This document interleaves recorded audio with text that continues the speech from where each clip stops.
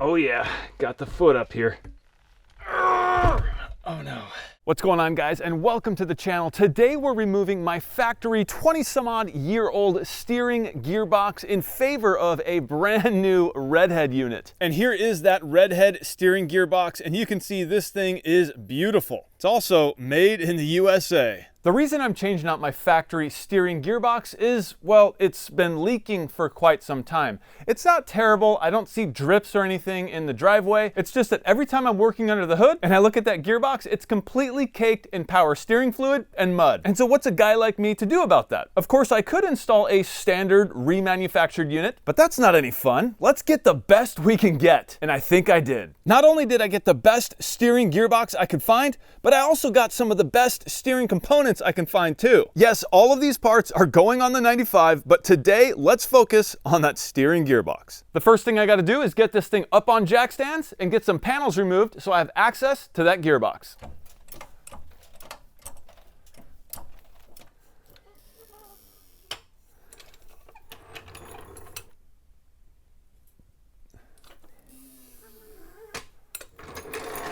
And we are officially up. And I thought I'd show you, just as an extra safety precaution, not only do I have really high-end jack stands, these are made in the USA by a company called US Jack, but I also throw my smaller jack stands just behind them, set up to catch the truck if for some reason these were to fail. I don't think that would ever happen, but you never know.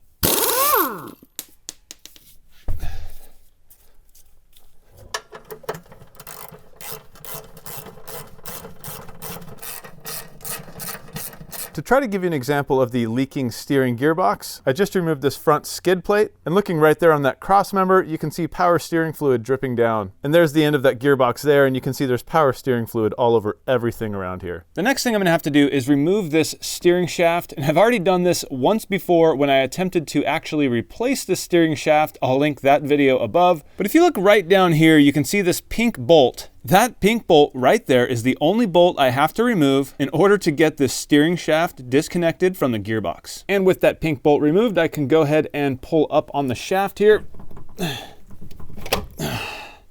There we go. And the shaft is now removed from the gearbox. Now I just need to drain the power steering fluid reservoir. You can see the cap right there. And I'm going to do that by removing this hose clamp here on this hose and letting it all drain out. I now have both of the power steering hoses disconnected, and you can see this one here is draining out right into the pan below. I'm now removing the nut that holds the Pitman arm to the center link. It's a 21 millimeter.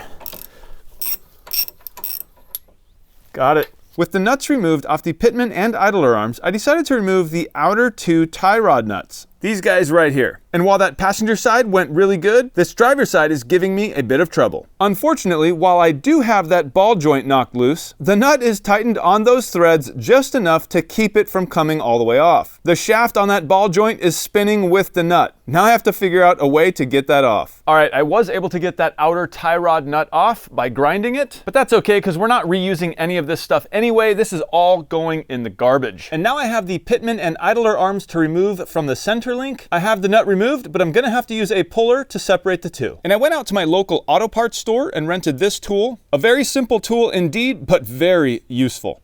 Okay, this is now how I'm gonna see if this thing is gonna work, which actually I might need to turn my wheel in order to get this some room to fit on there, because that's not gonna work like that.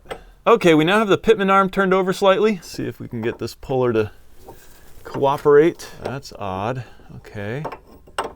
How does that even work? Okay, so that's not gonna work. Okay, I'm having a bit of a struggle here. The puller I rented just won't work, so my next plan of attack is just to remove everything. I'm talking about this idler arm and bracket, along with the power steering gearbox, and hopefully with those things removed, I can just kind of shimmy everything out of there. The thing is though, back on this passenger side with this idler arm bracket, you can see the bolt heads are actually inset to the frame. And while I was able to get the first two out, this inner fender flare was just completely in the way. There was no way for me to get my ratchet in there on that bolt head. So I had to make a few cuts and bend it up, and then I was able to get my ratchet in there. And with my wrench in place on the nut, hopefully I'll be able to break this thing loose.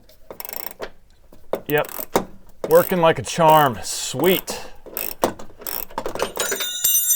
And that's the sign of success. Okay, here on the driver's side, I face a very similar issue with this inner fender well. Right behind the frame here and attached to these 3 bolts is the steering gearbox. Now look at the issue here with this top bolt. The fender liner is completely in the way. Thankfully, I was able to get to that 21mm bolt from the top here, and I'm thinking that I've removed it enough to be able to leave it in there and still be able to get this gearbox out. And so that's what I'm attempting to do now.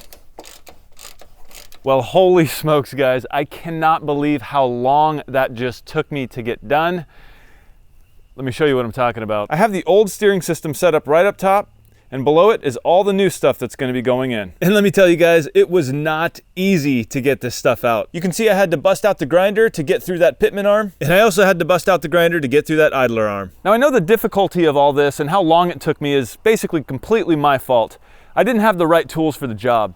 I thought I did. I went and rented that puller, which turned out to be the wrong one. And so me being stubborn, not wanting to quit and go get the right tool, I ended up fighting with it for the better part of 4 hours or so, and ultimately grabbed the grinder and got the job done. Now, it's definitely not recommended to use the grinder like I did. Believe it or not, that actually made it a lot more difficult and a lot more dangerous. Now that it's all out, I can finally work on installing the new stuff. Here we have our RedHead steering gear. You can see this massive Pitman arm, along with these incredible tie rods, and this center link, and the idler arm and bracket here are from ACDelco. But before I do any of that, I have a massive mess to clean. Well, we have another beautiful day out here in Tennessee, and today I can finally get started installing that RedHead steering gearbox, as well as the idler arm and bracket, and all that Kryptonite stuff.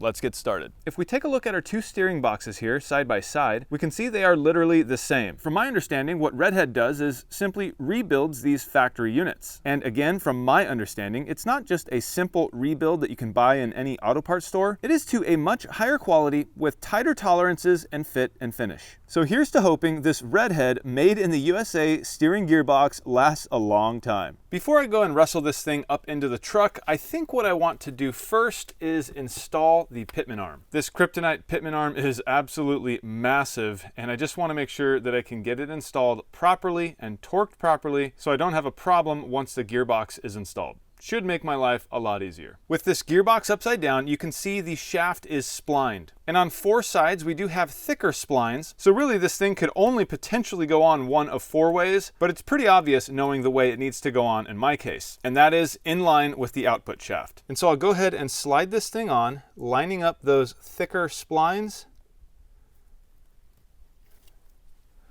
And that's it.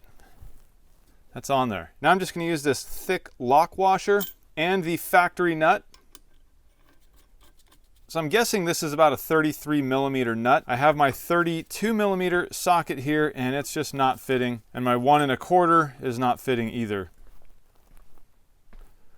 I'm reading my Chilton book here, and the torque specs for the nut that goes onto the Pitman arm shaft of the gearbox says to torque it down to 184 foot-pounds. Now that I have that out of the way, I just got back from my local auto parts store and bought the correct sized socket to torque down that Pitman arm, because that's going to take a lot of torque. 184 foot-pounds, that's a lot. And with that being said, I just noticed that my torque wrench only goes to 150 foot-pounds. So it looks like I'll have to tighten to there and then maybe a little more by hand. Okay, so let's get this thing tight.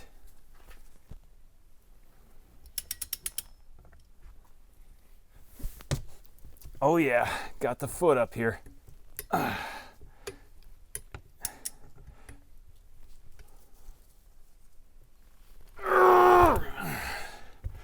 Well, I just got this thing torqued to about 150 foot-pounds, what my torque wrench maxes out at. And that's all I'm able to do. I mean, that was a chore just to get it there, and that about gave me a hernia. So I don't think this thing would go to 184 pound-feet unless you had some kind of impact wrench that you could use on this to torque it down like that. But the amount of force I had to use, specifically 150 foot-pounds, was a lot. I cannot imagine with this lock washer, this nut ever coming off. And furthermore, I can check it once I have this thing installed in the truck and see if there'd be a way to get a wrench on there and maybe wrench on it a little bit more. But as far as not having this Pitman arm move while I was trying to tighten this nut, I mean, that was a chore. That is 150 foot-pounds, I think. For me anyway, I'm okay with that. This nut is practically level with the shaft there. I do wish I can get another turn on this or so, but it's literally impossible. All right, as crazy as it seems, I was able to wrestle this thing up and get this bolt started. And now, let's see if I can get another one going here. Well, believe it or not, that steering box went in without a fight. Now I have to torque these 3 bolts to 30 pound-feet as per the Chilton manual.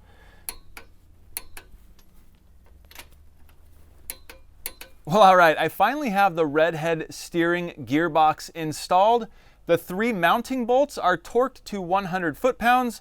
I think that's the right torque setting. It seems in my Chilton manual there's 2 different numbers there. One is 30, which seems way too low, and then one is 100, which seems right.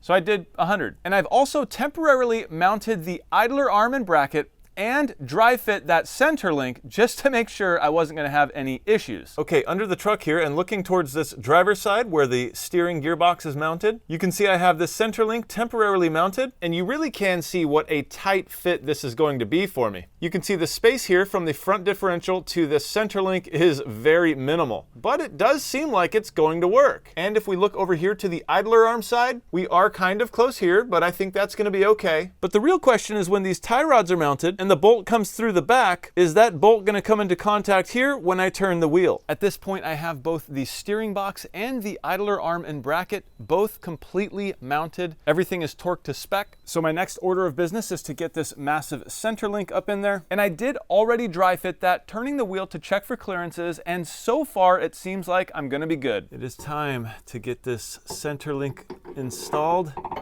once and for all. Well, I just went through a pretty, I'll call it massive ordeal during the install of this center link and tie rod ends. I did film a whole bunch of it because I thought in the middle of it that this ordeal was real. But instead of playing all that footage for you, I've decided to just kind of go over what just happened, and then I'll lay some B-roll over that while I'm talking. Some of you guys are gonna think what I did was really, really dumb and that would never happen to you. But there's a good reason why I was doing what I was doing. So this entire front end rebuild on this 95 Suburban is not just with the steering. Yes, in this video, that's what you've seen is mainly the steering system. You know, we have the RedHead steering gearbox. We have our new idler arm and bracket. We have our new Pitman arm from Kryptonite, as well as their amazing center link and tie rods. But on top of all that, in the next video, we're gonna be focusing on the upper and lower control arms, all the bushings and ball joints there. And so one of my major tasks in this video was to try to make sure, because these parts are so expensive, make sure that they all fit, that they all worked before I went too far. And so part of the install process includes a dry fit that I call it, or just like a test fit, and thereby testing things out before I fully torque down all the bolts. What I don't want to do is torque these bolts down to spec, only to find out then that something doesn't work, and now I have to go rent pullers and different things and try to get under there trying to pull everything back apart. So my goal was this dry fit method where I could kind of just fit and set everything into place just temporarily, make sure that it all works good, that I had proper clearances before I torqued it all down. And because of this perfectionism, I guess you could call it,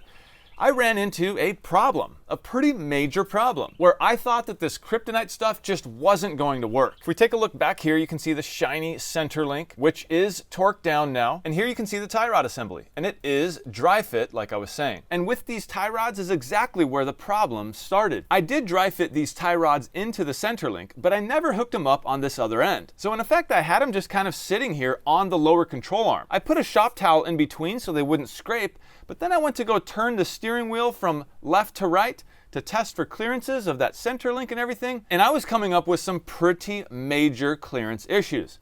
That center link was coming into contact with the sway bar. The Pitman arm was coming into contact with the sway bar. And at the time, I thought if I could solve that sway bar issue somehow, that center link was still unbelievably close to the mount the body mount for the sway bar. I mean, I was freaking out, guys. I thought there was no way this was gonna work. The thought did go through my mind that maybe I cranked that wheel a little too much, being that I didn't have the other end of these tie rods hooked up. But then I went over to my 2003 Suburban and cranked the steering wheel lock to test how far that wheel went each way. And I wasn't even turning this wheel as much. And so I thought, there's no way that I'm turning the wheel too much. This is just not gonna work. So of course I put in a call to Kryptonite and ended up texting them a bunch of pictures of everything that I had going on. And Kryptonite looked over those pictures and called me back in about an hour and a half. And in the meantime, during that hour and a half, my wife's stepdad came over and we both started looking at this and really putting our heads together, trying to figure out what was going on. And the verdict was so simple. What I was doing was simply turning the steering wheel too much. When we talk about turning the steering wheel from lock to lock, from all the way left as far as it'll go till it stops to all the way right, that lock or stopping point is created by this steering knuckle. If you take a look right back here, there's a tab on this lower control arm. That tab is the stopping point for the steering knuckle. So for example, on this driver's side, this is the stopping point for when you're turning right or towards the passenger. This whole steering knuckle turns, and once it contacts this tab, the steering stops. So once I hooked up this steering knuckle to the tie rod, that steering wheel did not turn anywhere near as far as I thought it would, which also meant that center link and the Pitman arm and all that stuff didn't come anywhere near the sway bar and the body mount and all that stuff, the problems that I was having before I hooked this thing up. So I hope some of you can relate to this perfectionism, this not wanting to get too far just in case. So I hope this little issue I was having that I kind of created is helping somebody out there in some way. I just thought I would share all this just in case you were having somewhat of a similar issue with similar parts on a similar vehicle. That being said, now that everything is hooked up and I've cranked the wheel from left to right all the way from lock to lock, there are no issues at all. Nothing comes anywhere near contacting anything else. Everything looks like it's going to work out perfectly. Even with my front differential still in its 2-inch drop from the rough country lift that I'm kind of sort of essentially taking off of here. I'm gonna leave that 2-inch drop on the front differential, but I'm removing these rough country upper control arms as well as the rough country torsion keys. I'm gonna put the original factory torsion keys back in just because those were the ones from the factory, and there was plenty of adjustability left on those when I took them out. I'm hoping that in the next video, when I deal with these control arms and everything else, we'll be able to get this truck back on its wheels, back to the more factory way that the suspension and everything was set up, back to the factory geometry-ish, you know, like somewhat close to it. So I think we're at the end of this video, this part 1 of the entire front end refresh of my 95 Suburban. You've seen me remove all of the factory steering components, including the factory steering gearbox, as well as the factory center link and tie rods and that idler arm and bracket. And then we installed this nice, shiny new stuff, the RedHead steering gear, the Kryptonite center link and tie rods, the ACDelco idler arm and bracket. And I do have the RedHead steering box and the idler arm bracket torqued down to spec, but because I'm going to be pulling these tie rod ends back off of this thing so I can deal with both the upper and lower control arms on both sides, this is about as far as I can go. That being said, in the next video, you're going to see the rest of the job done. It's going to be exciting, and hopefully we'll get a payoff at the end of that video where I can drive this thing around and we can see how it feels. So I really do hope you enjoyed this video. I hope it helped some of you somehow. And if it did, don't forget to hit that thumbs up. It really does help the channel and this video. And if you're watching and you're not subscribed, consider subscribing. I'm Jimmy for One Road, and I will see you in the next one.